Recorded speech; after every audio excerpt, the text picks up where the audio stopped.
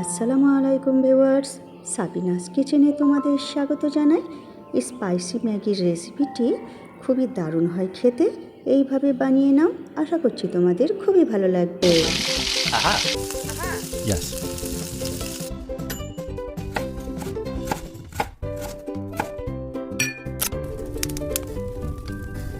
Wow! আমি চুলাতে পানি দিয়ে বসিয়ে দিয়েছি, ফুটে গেলে ম্যাগিগুলো দিয়ে দিচ্ছি। এখানে আমি 4 প্যাকেট ম্যাগি রান্না করব।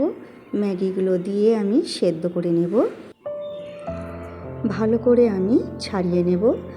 ছাড়িয়ে নিয়ে যখন ভালো করে সেদ্ধ হয়ে যাবে, এরপর আমি একটি ফুটো ফুটো জায়গায় ঢেলে নিয়ে আমি এবারে পানি ঝরিয়ে নেব ঢেলে।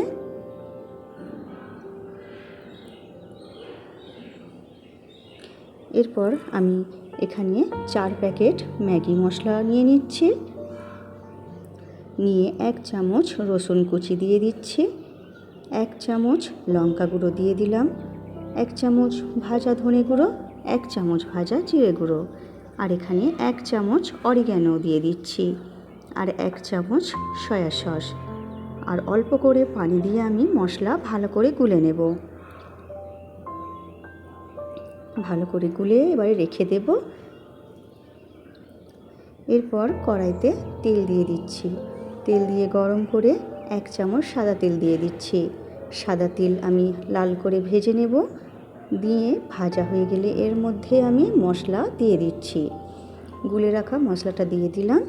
দিয়ে জায়গাটি ধুয়ে পানি দিয়ে দিচ্ছি। দিয়ে মশলা আমি কিছুক্ষণ কষিয়ে নেব। মশলা ভালো করে কষিয়ে নিয়ে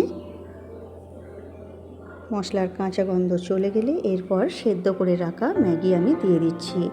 দিয়ে এরপরে ভালো করে নেড়ে চেড়ে আমি মিক্স করে নেব। এইভাবে ম্যাগি রান্না করলে যেমন স্পাইসিও হয়, তেমন খেতে খুবই টেস্টি হয়। তোমরা অবশ্যই একবার এইভাবে বানিয়ে দেখো, খুবই সুস্বাদু হয় খেতে। ভালো করে আমি নেড়ে চেড়ে মিক্স করে নেব। আমার রেসিপিটি তোমাদের যদি পছন্দ হয় তাহলে লাইক, কমেন্ট, শেয়ার করে পাশে থেকো। এইভাবে ভালো করে নেড়ে চেড়ে মিক্স করে নিয়ে এরপর তোমরা পরিবেশন করো সন্ধ্যা স্ন্যাক্স হিসাবে।